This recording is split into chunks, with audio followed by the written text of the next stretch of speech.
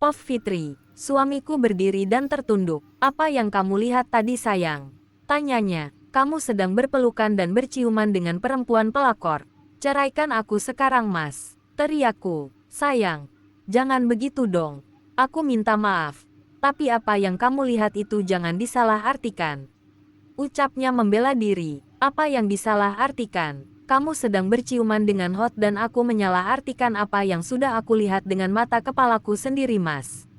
Brengsek kamu. Pergi kamu. Dan ceraikan aku sekarang juga. Teriakku dengan mata melotot. Sabar sayang. Semua bisa dibicarakan. Tidak, aku tidak mau bicara lagi denganmu. Sekarang kamu pergi, atau aku laporkan kamu ke polisi. Ucapku, baik-baik. Aku akan pergi. Kemudian dia berjalan keluar kamar dan pergi dari rumah dengan mobilnya. Aku jatuh ke lantai dan duduk bersimpuh lutut. Menangis dan menangis sambil berteriak sekencang-kencangnya. Aku harus tegar. Walaupun hidup tanpa dia aku akan berusaha mengurus anakku yang ada di dalam kandunganku ini. Ku berdiri dan langsung menuju ke lemari menurunkan tas koperku. Kuisi beberapa pakaian yang cukup kupakai. Aku ambil semua perhiasan dan barang berharga yang kumiliki dan kumasukkan ke dalam sebuah kecil dan dimasukkan ke dalam tas. Beberapa polis asuransi yang Mas Igun sudah lunaskan preminya juga kumasukkan ke dalam koper. Ku berjalan menggeret koper yang besar melewati ruang tamu. Berhenti dan memandang foto pernikahan kami yang menurutku sudah hancur ini dengan pengkhianatan yang dilakukan Mas Igun tadi pagi. Setelah pintuku kunci, pesan taksi online dan menunggu sekitar 15 menit. Aku masuk ke dalam mobil dan kupandangi lagi rumah yang pernah membuatku bahagia bersama suamiku. Tanpa terasa air mata menetes di pipi dan hilang semua kenangan di saat taksi sudah mulai menjauh dari rumah. Tujuan perjalanan ini adalah ke rumah kakakku bernama Mas Krishna. Dia adalah kakak laki-lakiku satu-satunya. Dia yang ada dan selalu membantuku di kala susah dulu. Aku adik perempuan satu-satunya sangat dia bela. Apalagi kalau nanti dia tahu kalau adiknya sudah dikhianati oleh suaminya sendiri. Sampai di depan rumahnya yang tak jauh hanya sekitar setengah jam saja dari rumah. Ku turun dari mobil. Ku berjalan dengan menggeret koperku yang besar. Ada pembantunya Mbok Ijem yang sedang menyapu halaman dan langsung berlari mendekat untuk membantu menggeret koperku. Non Fitri, kok bawa koper besar? Mau pergi kemana non? Tanyanya. Saya mau menginap di sini Bi. Bapak ada? Tanyaku. Ada non di dalam. Beliau kebetulan juga lagi kurang enak badan. Jadi tak masuk ke kantor.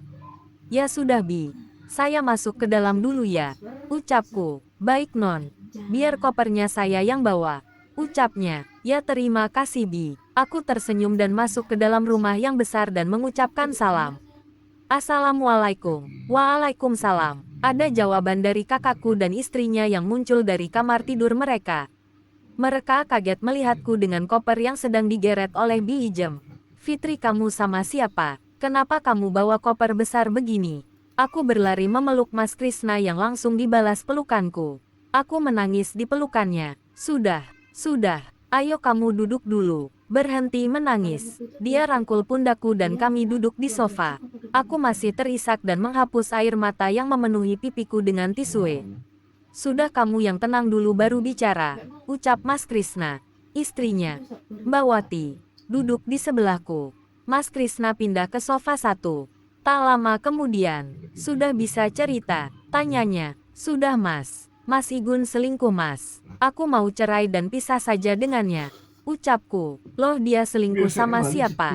Kamu sudah melihatnya? Tanyanya. Tadi pagi aku ke kantornya dan memergokinya sedang berciuman dengan seorang wanita. Sebelumnya aku menemukan celana dalam wanita yang bekasi dipakai di koper dinas luar kotanya kemarin malam. Ceritaku, sialan, kurang ajar. Mau apa dia kok berani-beraninya dia selingkuh dengan wanita lain? Geram Mas Krishna yang mengepal tangan kanannya.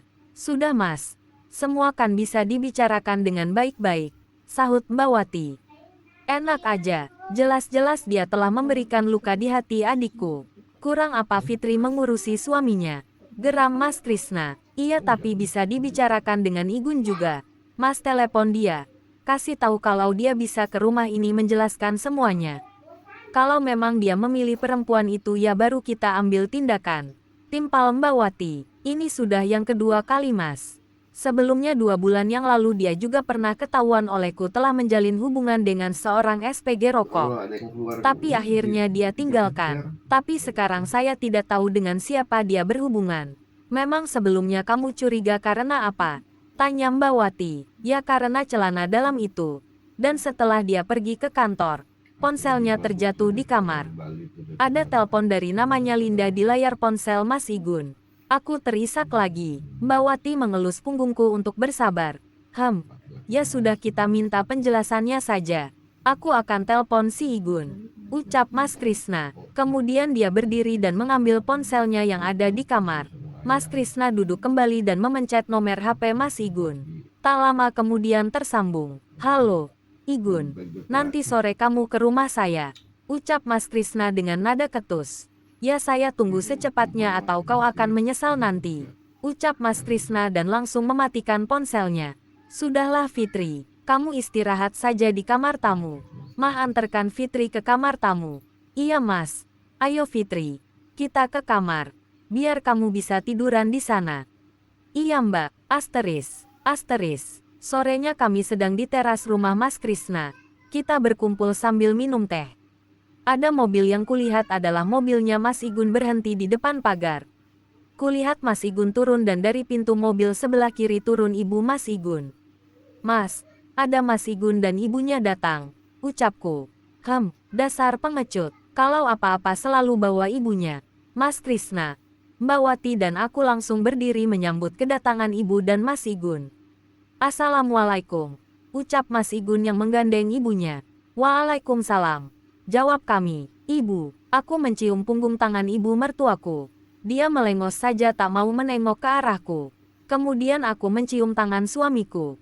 Mereka juga bersalaman. Ayo kita masuk saja ke dalam. Ucap Mas Krishna. Kami semua masuk ke dalam ruang tamu. Mas Krishna menghidupkan lampu dan duduk di sofa dan aku juga duduk di sebelah Mas Krishna. Mbak Wati masuk ke dalam rumah untuk mengambil minum. Kami masih sama-sama diam. Bagaimana Bu? Sehat? Tanya Mas Krishna kepada ibunya Mas Igun. Alhamdulillah sehat. Nak Krishna bagaimana sepertinya sedang kurang sehat ya? Tanya ibu. Iya tadi saya tidak masuk kantor. Tadi abis subuh badan saya demam dan tak enak badan.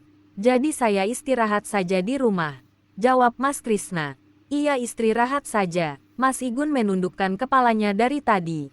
Aku melihat ke arahnya. Jadi gimana Mas Igun kabarnya? Tanya Mas Krishna. Baik Mas. Bersambung.